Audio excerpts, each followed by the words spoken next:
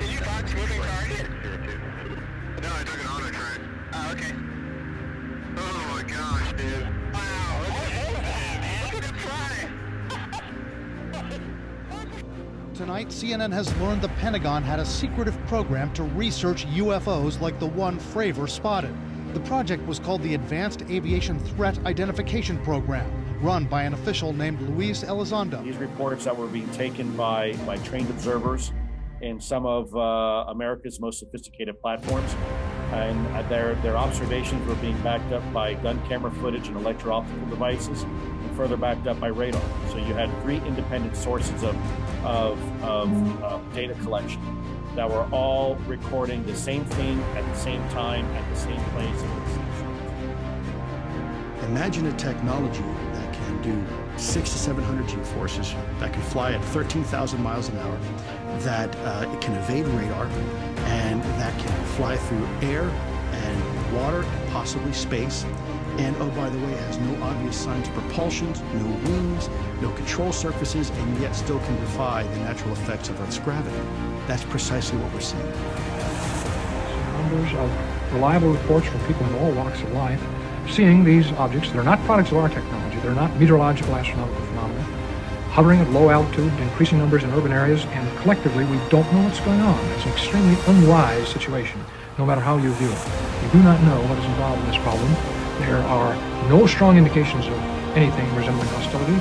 I see some faint indications of hazard and danger, but in general, to have this possibility that the world is under something resembling reconnaissance, possibly from some extraterrestrial source, and to go on about our petty ways collectively doesn't seem to me to be a wise situation. So I'm trying to get scientists and governmental agencies to take a look at this at a highly accelerated pace. Professor McDonald, thank you very People much. familiar with footage in the possession of the U.S. military who have said there is tape out there of unidentified flying objects descending from the sky and then disappearing into the ocean. Well, today, that video emerged. The Pentagon has just confirmed that the footage is real. You're seeing it now on your screen. It was taken by the Combat Information Center aboard the USS Omaha on July 15th, 2019, off the coast of San Diego. As far as we know, the UFO in question was never recovered. There was no material indicating a crash. It is partial transparency, although better than no transparency, is still not complete transparency. And I think that this topic does not belong under the providence of any particular government, organization, or institution. I think it is a conversation that belongs to the American people, and quite frankly, could be the global Tom Rogan community. is a Washington Examiner columnist, well versed in the subject. He joins us tonight. Tom, what do you think we're looking at here? Well, I think we may well be looking at a true unknown, which is to say intelligently controlled machinery that is not understood to be in the possession of the United States, China, or Russia, which are the 3 most advanced countries in terms of military aviation. And so, you know, the video in and of itself is limiting what it can tell us, but I think it speaks to, as the Pentagon itself has admitted, this continuing trend of truly unexplained things coming into the public consciousness more than they have before. If you listen to this with the sound up, you can hear the guys who are monitoring this video in real time gasp when it seems to disappear beneath the waves. So this kind of takes the weather balloon off the table, or some meteorological phenomenon off the table. I mean, clearly we're looking at something that is, as you just put it, being intelligently controlled, and it's going underneath the ocean and then disappearing. I mean, we're sure that this could not be a foreign nation.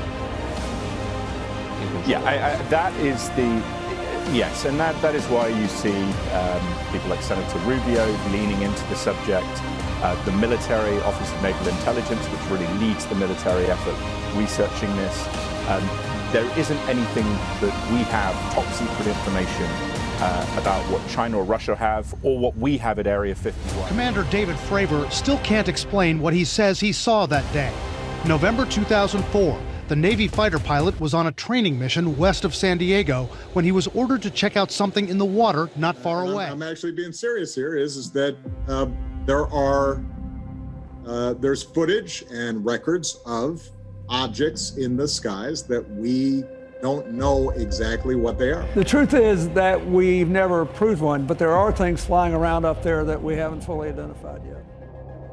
All we're saying, nobody has to agree that why it's there, but shouldn't we at least be spending some money to study all these phenomena? Shouldn't we study the stuff? The answer is yes. I'm here to discuss so-called flying saucers. The Air Force interest in this problem has been due to our feeling of an obligation to identify and analyze to the best of our ability anything in the air that may have the possibility of threat or menace to the United States. In pursuit of this obligation, since 1947, we have received and analyzed between 1,000 and 2,000 reports that have come to us from all kinds of sources. Of this great mass of reports, we have been able adequately to explain the great bulk of them, to explain them to our own satisfaction. We've been able to explain them as hoaxes, as erroneously identified friendly aircraft, as meteorological or electronic phenomena, or as light aberrations.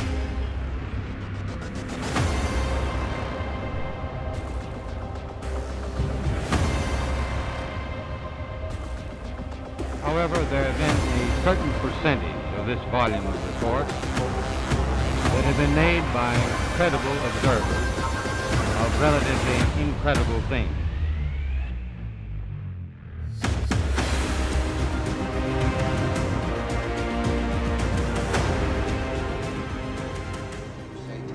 There's some evidence that still hasn't seen the light of day.